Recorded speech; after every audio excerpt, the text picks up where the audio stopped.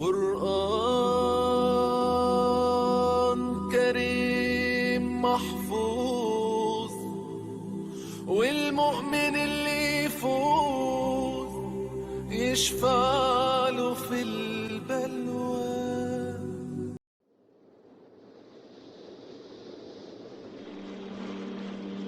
بسم اللہ الرحمن الرحیم. Welcome back to another episode.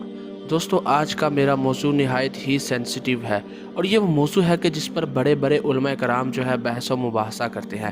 یہ موضوع نبی کریم صلی اللہ علیہ وآلہ وسلم کے والدین سے تعلق رکھتا ہے. جی ہاں، انشاءاللہ عز و جل آج ہم اس ویڈیو میں نبی کریم صلی اللہ علیہ وآلہ وسلم کے والدین کے بارے میں بتائیں گے کہ کیا وہ مسلمان تھے. انشاءاللہ عز و جل دلائل کے ساتھ گفتگو کی جائے گی. اللہ پاک سے دعا ہے کہ اللہ پاک مجھے حق سچ بیان کرنے کی توفیق عطا فرمائے.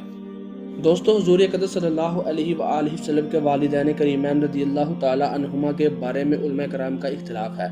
کہ وہ دونوں مومن ہیں یا نہیں. بعض علماء کرام ان دونوں کو مومن نہیں مانتے، اور بعض علماء کرام نے اس مسئلے میں توقف اختیار کیا ہے اور فرمایا ہے کہ ان دونوں کو مومن یا کافر کہنے سے زبان کو روکنا چاہیے اور اس کا علم خدا عز و جل کے سپرد کر دینا چاہیے. مگر اہل سنت کے علماء محققین مثلاً امام جلال الدین سیوطی و علامہ ابن حجر اور امام قرطبی، حافظ الشام ابن ناصر الدین و حافظ شمس الدین دمشقی اور قاضی ابو بکر ابن العربی و مالکی، ایک عبدالحق محدث دہلوی، مولانا عبدالحق مہاجر مدنی وغیرہ کا یہی قول اور عقیدہ ہے کہ حضور اقدس صلی اللہ علیہ وآلہ وسلم کے ماں باپ دونوں یقیناً بلا شبہ مومن ہیں. چنانچہ اس بارے میں شیخ عبدالحق محدث دہلوی کا ارشاد ہے کہ حضور اقدس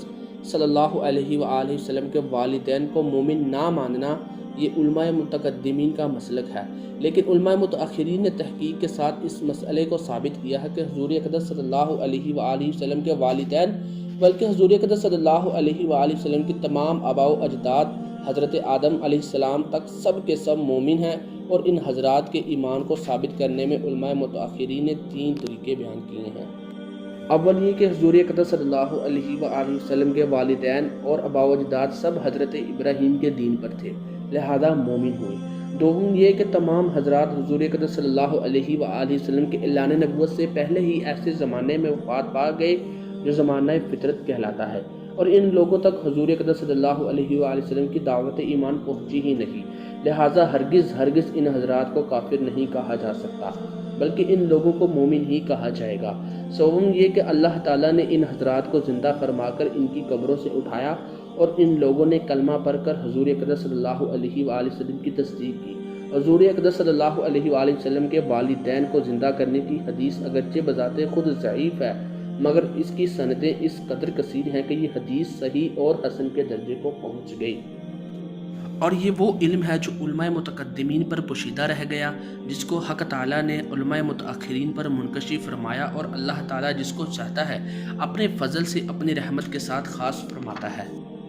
اور شیخ جلال الدین سیوطی نے اس مسئلے میں چند رسائل تصنیف کیے ہیں اور اس مسئلے کو دلیلوں سے ثابت کیا ہے اور مخالفین کے شبہات کا جواب دیا ہے. اس طرح خاتمۃ المفسرین حضرت شیخ اسماعیل حقی کا بیان ہے کہ امام قرطبی نے اپنی کتاب تذکرہ میں تحریر کیا ہے کہ حضرت عائشہ نے فرمایا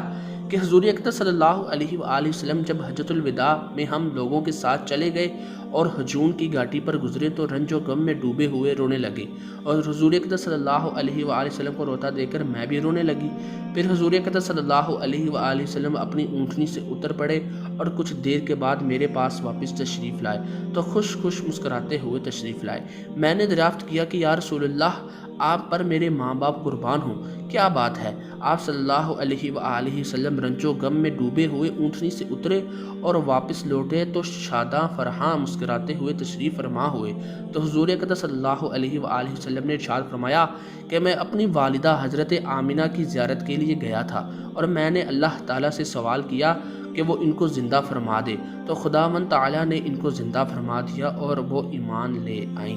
ناظرین، اسی طرح الاشباط النظائر میں ہے کہ ہر وہ شخص جو کفر کی حالت میں مر گیا ہو اس پر لعنت کرنا جائز ہے بجز رسول اللہ صلی اللہ علیہ وآلہ وسلم کے والدین کے، کیونکہ اس بات کا ثبوت موجود ہے کہ اللہ تعالیٰ نے ان دونوں کو زندہ فرمایا اور یہ دونوں ایمان لائے۔ یہ بھی ذکر کیا گیا ہے کہ حضور اقدس صلی اللہ علیہ وآلہ وسلم اپنے ماں باپ کی قبروں کے پاس روئے اور ایک خوش درخت زمین میں بو دیا اور فرمایا کہ اگر یہ درخت ہرا ہو گیا تو یہ اس بات کی علامت ہوگی کہ ان دونوں کا ایمان لانا ممکن ہے۔ چنانچہ وہ درخت ہرا ہو گیا۔ پھر حضور اقدس صلی اللہ علیہ وآلہ وسلم کی دعا کی برکت سے دونوں اپنی اپنی قبروں سے نکل کر اسلام لائے اور پھر اپنی اپنی قبروں میں تشریف لے گئے۔ اور ان دونوں کا زندہ ہونا اور ایمان لانا نہ عقلاً محال ہے نہ شرعاً، کیونکہ قرآن شریف سے ثابت ہے کہ بنی اسرائیل کے مقتول نے زندہ ہو کر اپنے قاتل کا نام بتایا۔ اسی طرح حضرت عیسیٰ علیہ السلام کے دست مبارک سے بھی چند مردے زندہ ہوئے۔ جب یہ سب باتیں ثابت ہیں تو حضور اقدس صلی اللہ علیہ وآلہ وسلم کے والدین کے زندہ ہو کر ایمان لانے میں بھلا کون سی چیز مانع ہو سکتی ہے؟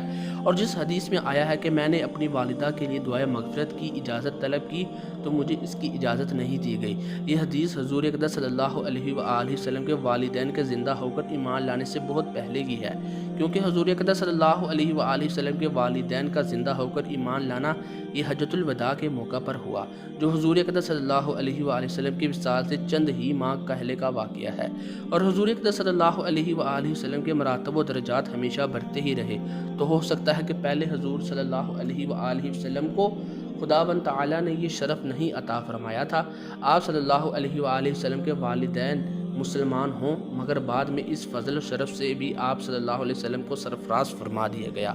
آپ کے والدین کو صاحب ایمان بنا دیا۔ اور امام ابو بکر ابن العربی مالکی سے یہ سوال کیا گیا کہ ایک شخص یہ کہتا ہے کہ حضور اقدس صلی اللہ علیہ وآلہ وسلم کے آباء و اجداد جہنم میں ہیں، تو آپ نے فرمایا کہ یہ شخص ملعون ہے، کیونکہ اللہ تعالیٰ نے قرآن مجید میں ارشاد فرمایا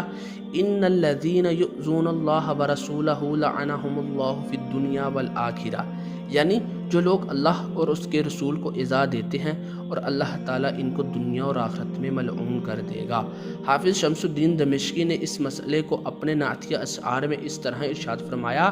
کہ اللہ تعالیٰ نے نبی اکرم صلی اللہ علیہ وآلہ وسلم کو فضل بالائے فضل سے بڑھ کر فضیلت عطا فرمائی، اور اللہ تعالیٰ نے ان پر بہت بڑا احسان کیا، کیونکہ خداوند تعالیٰ نے حضور صلی اللہ علیہ وآلہ وسلم کے ماں باپ کو حضور پر ایمان لانے کے لیے اپنے فضل لطیف سے زندہ فرما دیا۔ حضرت علامہ شیخ عبدالحق مہاجر مدنی نے تحریر فرمایا ہے کہ علامہ ابن حجر نے مشکات شریف کی شرح میں ارشاد فرمایا ہے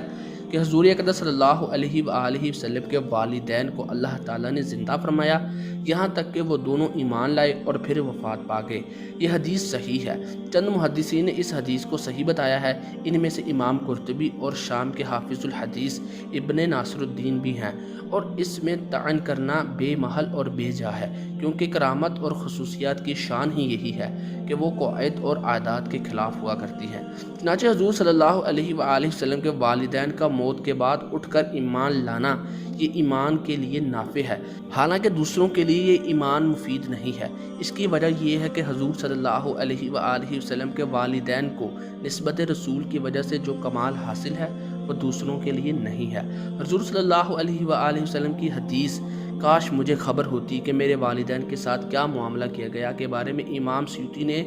در منصور میں فرمایا ہے کہ یہ حدیث مرسل اور ضعیف الاسناد ہے۔ ناظرین، یہ ساری گفتگو سن لینے کے بعد حضور صلی اللہ علیہ وآلہ وسلم کے ساتھ والہانہ عقیدت اور ایمانی محبت کا یہی تقاضا ہے کہ حضور صلی اللہ علیہ وآلہ وسلم کے والدین اور تمام آباء و اجداد بلکہ تمام رشتہ داروں کے ساتھ ادب و احترام کا التزام رکھا جائے، بجز ان رشتہ داروں کے جن کا کافر اور جہنمی ہونا قرآن و حدیث سے یقینی طور پر ثابت ہے، جیسے ابو لہب اور اس کی بیوی حمالۃ الحطب۔ باقی تمام قرابت والوں کا ادب ملحوظ خاطر رکھنا لازم ہے، کیونکہ جن لوگوں کو حضور صلی اللہ علیہ وآلہ وسلم سے نسبت و قرابت حاصل ہے،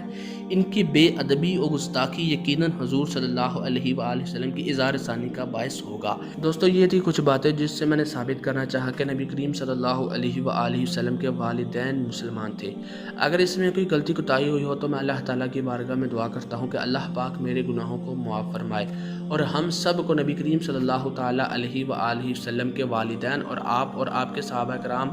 کا ادب و احترام کرنے کی توفیق عطا فرمائے۔ آمین بجاہ نبی الامین صلی اللہ علیہ وآلہ وسلم۔ السلام علیکم ورحمۃ اللہ وبرکاتہ۔